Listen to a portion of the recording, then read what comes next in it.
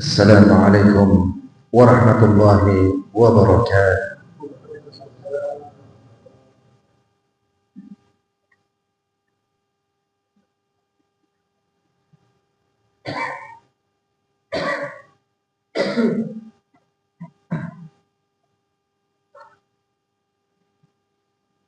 إن الحمد لله نحمده ونستعينه ونستغفره ونعوذ بالله من شرور أنفسنا وسيئات أعمالنا.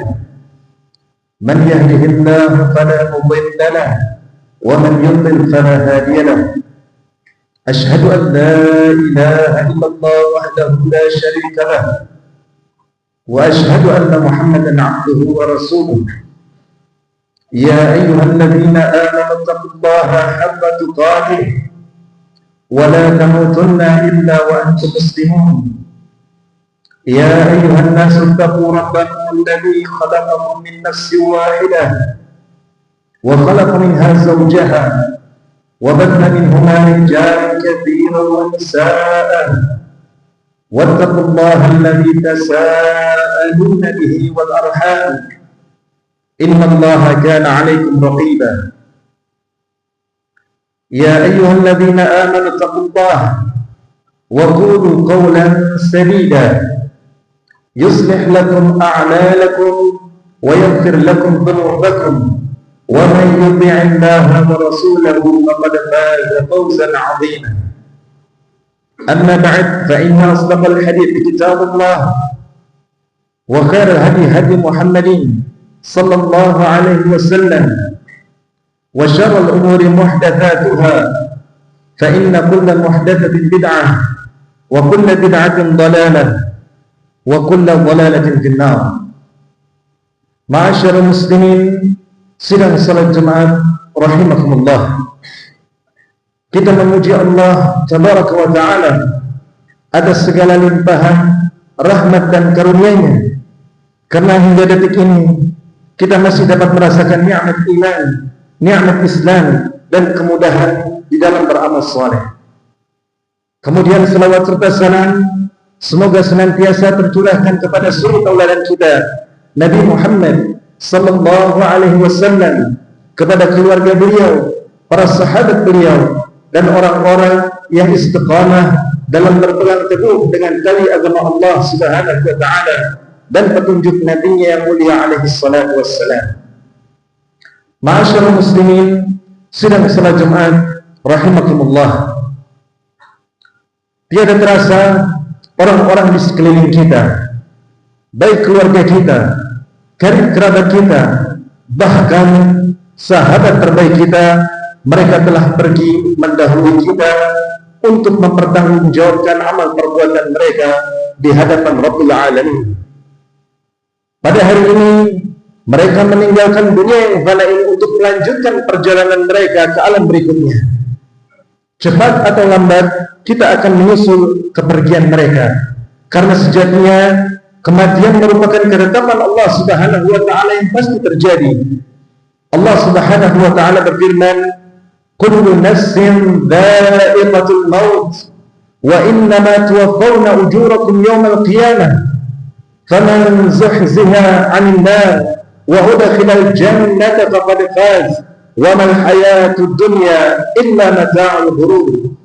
Allah Subhanahu wa ta'ala berfirman, setiap yang bernyawa pasti akan merasakan kematian, dan hanya pada hari kiamat sajalah diberikan dengan sempurna balasan itu kepada kalian. Barang siapa yang dijauhkan dari api neraka dan dimasukkan ke dalam surga, maka sungguh ia telah memperoleh kemenangan. Kehidupan dunia itu hanyalah kesenangan yang memperdaya. Ya, mereka adalah para musafir yang hanya menetap sesaat di dunia ini demi mengumpulkan perbekalan untuk perjalanan akhirat yang sangat panjang.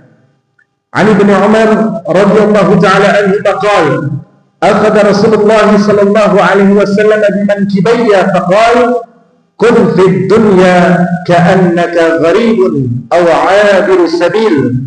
Diriwayatkan dari Abdullah bin Umar radhiyallahu ta'ala anhu bahwasanya beliau menuturkan, suatu hari Rasulullah sallallahu alaihi wasallam memegang pundakku seraya berkata, jadilah engkau seperti orang yang terasing di dunia atau seorang musafir.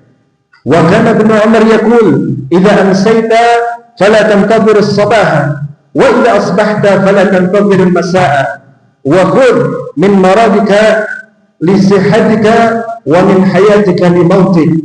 Abdullah bin Umar radhiyallahu taala anhuma juga pernah menuturkan, apabila engkau berada pada sore hari, maka janganlah engkau menanti atau menunda amalmu hingga pagi hari, dan apabila engkau berada pada pagi hari, janganlah tunda amalmu hingga sore hari.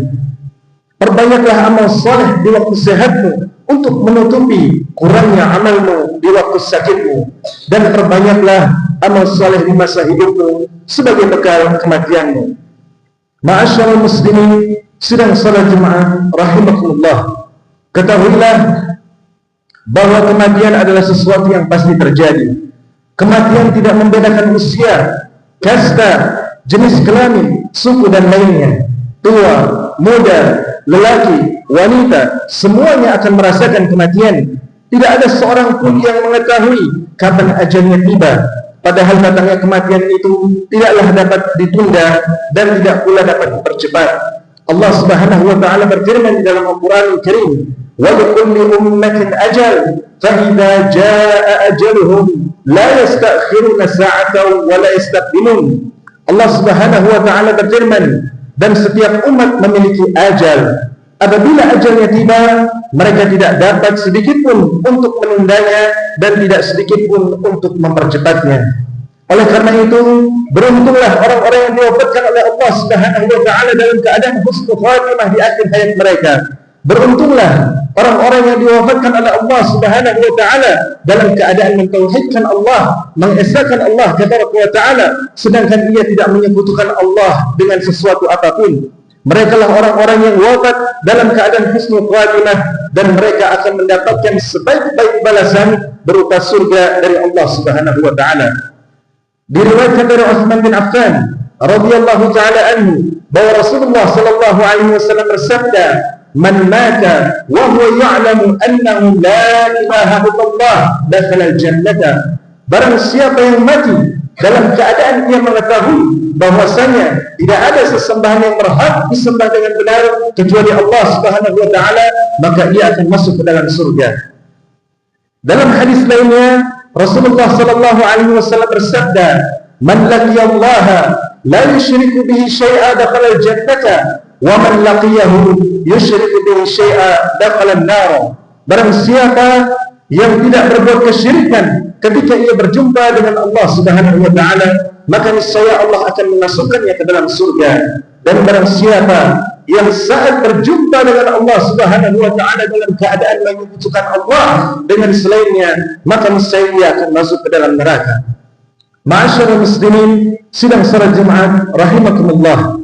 Lantas bagaimanakah gerangan keadaan orang-orang yang menutup usianya dengan bermaksiat kepada Allah Subhanahu wa taala?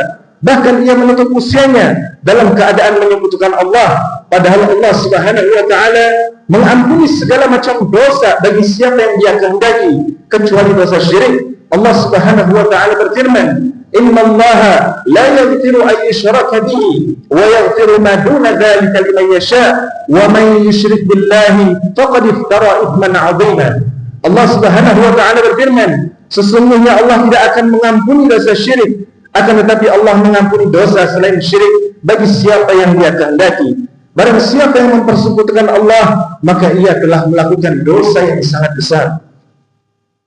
Ada pula di antara mereka yang menutup usianya dalam keadaan lalai dari kewajiban salat, bahkan tidak pernah salat sama sekali selama hidupnya. Maka kecelakaan bagi orang-orang seperti ini. Tidakkah mereka tahu bahwasanya yang pertama kali kelak akan dihisab oleh Allah Subhanahu wa taala di akhirat adalah perkara salat?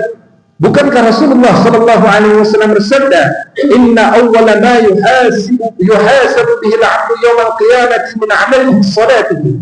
Sesungguhnya yang pertama kali akan dihitung oleh Allah Subhanahu wa taala dari amalan seorang hamba adalah salatnya. Fa in saluhat faqad aflaha wa anjaha. Apabila salatnya baik, maka sungguh dia akan beruntung. Wa in fasadat faqad khaba wa khasira. Akan tetapi apabila amal salatnya kurang, maka sungguh celaka ia. Fa in taqasa min fariidatihi syai'un, apabila amal salatnya kurang di dunia, qala Rabbu azza wa jalla, Allah Subhanahu wa taala berkata kepada para malaikat, unzuru hal li'abdi min tatawwu'in fayukammilu biha man intaqasa min al-fariidah. Lihatlah apakah hambaku memiliki amalan salat sunnah yang lainnya, agar dengan pahala salat sunnah tersebut ia dapat menyempurnakan kekurangan yang ada pada salat wajibnya. Celakalah orang-orang yang melalaikan kewajiban salat selama hidupnya di dunia. Tidakkah mereka mendengar pertanyaan penduduk surga kepada penduduk neraka saqar, sebagaimana firman Allah Subhanahu wa taala, "Ma salakakum fi saqar? Qalu lam nakum minal musallin." Para penduduk surga bertanya kepada para penduduk neraka saqar, apa yang menyebabkan kalian masuk ke dalam neraka saqar? Maka mereka pun menjawab, dahulu kami tidak termasuk ke dalam golongan orang-orang yang melaksanakan salat.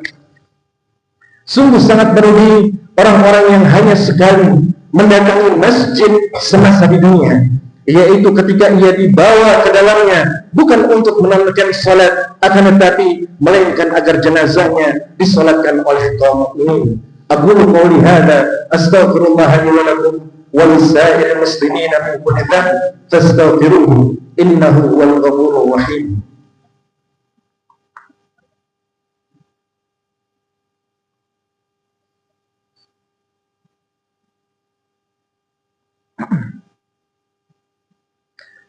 Alhamdulillah ala ihsanih wa syukru lahu ala taufiqihi wa imtinanihi, wa ashhadu an la ilaha illallah wahdahu la syarika lahu ta'ziman li sya'nihi, wa ashhadu anna Muhammadan 'abduhu wa rasuluhu ad-da'i ila ridwanih sallallahu alaihi wa ala alihi wa sahbihi ajma'in. Amma ba'd, ma'asyarul muslimin sidang salat Jumat rahimakumullah. Sesungguhnya kematian merupakan peringatan bagi orang-orang yang masih hidup dan orang-orang yang lalai dari peringatan Allah Subhanahu wa taala. Oleh karena itu, sangat dianjurkan bagi kita semua untuk senantiasa mengingat kematian serta mempersiapkan diri untuk menghadapi kematian. Rasulullah sallallahu alaihi wasallam bersabda, "Aktsiru dzikra hadhimil ladzat." Perbanyaklah oleh kalian pemutus kelezatan di dunia. Yang dimaksud dengan pemutusan kelezatan di dunia di sini adalah kematian. Kita tidak hanya dianjurkan untuk senantiasa mengingat kematian, namun hendaknya kita memiliki persiapan sebelum ajal kita tiba. Karena muslim yang cerdas dan berakal adalah muslim yang paling baik dalam mempersiapkan diri sebelum ajalnya tiba. An Ibnu Umar radhiyallahu taala anhu qala, kuntu ma'a Rasulillah sallallahu alaihi wasallam فجاء رجل من الأنصار فسلم على النبي صلى الله عليه وسلم ثم قال يا رسول الله أي المؤمنين أفضل؟ قال أحسنهم خلقا. قال فأي المؤمنين أكيس؟ قال أكثرهم للموت ذكرا وأحسنهم للاستعداد بعده أولئك الأكياس. Dari Ibnu Umar radhiyallahu taala anhuma, pada suatu hari ia berkata, aku pernah bersama Rasulullah sallallahu alaihi wasallam. Kemudian salah seorang dari kalangan Ansar mendatangi beliau, kemudian memberi salam kepada beliau sallallahu alaihi wasallam sembari bertanya, wahai Rasulullah sallallahu alaihi wasallam, mukmin manakah yang paling baik? Kemudian Rasulullah sallallahu alaihi wasallam berkata, ahsanuhum khuluqa. Mukmin yang paling baik adalah yang paling baik akhlaknya. Kemudian ia pun bertanya kembali, wahai Rasulullah, mukmin manakah yang paling cerdas? Kemudian Rasulullah SAW bersabda, mukmin yang paling cerdas adalah yang paling banyak mengingat kematian dan yang paling baik dalam mempersiapkan diri untuk alam berikutnya. Mereka itulah orang-orang mukmin yang cerdas. Ma'asyarul muslimin, sidang salat Jumat rahimani wa rahimakumullah. Di penghujung khutbah ini, khatib ingin menyampaikan beberapa faedah penting yang bisa kita petik dari khutbah ini. Yang pertama, kematian merupakan ketetapan dari Allah Subhanahu wa taala yang pasti akan terjadi. Namun ajal manusia dan makhluk lainnya tiada yang mengetahuinya kecuali Allah Subhanahu wa taala semata. Yang kedua, mengingat kematian menjadikan kita sadar bahwa kehidupan di dunia ini hanya sementara dan dunia ini merupakan tempat untuk mempersiapkan perbekalan sebanyak-banyaknya sebelum kita berpulang kembali kepada Allah Rabbil Alamin.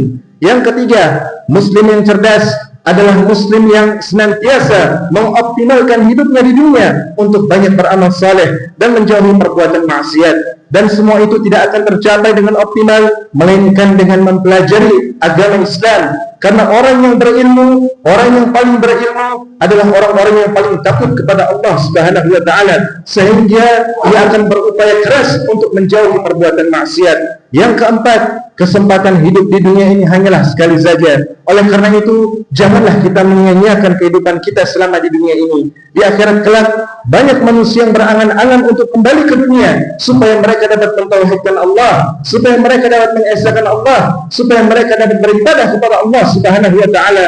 Namun sebagaimana yang kita ketahui bahwasanya angan-angan mereka itu tidak akan pernah terjadi. Dan yang terakhir adalah hendaknya kita senantiasa berdoa kepada Allah Subhanahu wa taala agar kita diwafatkan dalam keadaan husnul khatimah.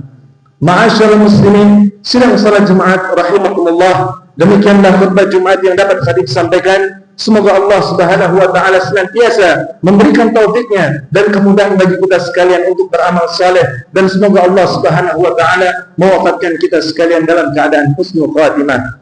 Tsumma shallu wa sallimu ibadallah ala man amarakum bis salati was salam alaihi. فقال عز من قائل إن الله وملائكته يصلون على النبي يا أيها الذين آمنوا صلوا عليه وسلموا تسليما. وقال عليه الصلاة والسلام من صلى علي صلاة واحدة صلى الله عليه بها 10. اللهم صل على محمد وعلى آل محمد كما صليت على إبراهيم وعلى آل إبراهيم إنك حميد مجيد.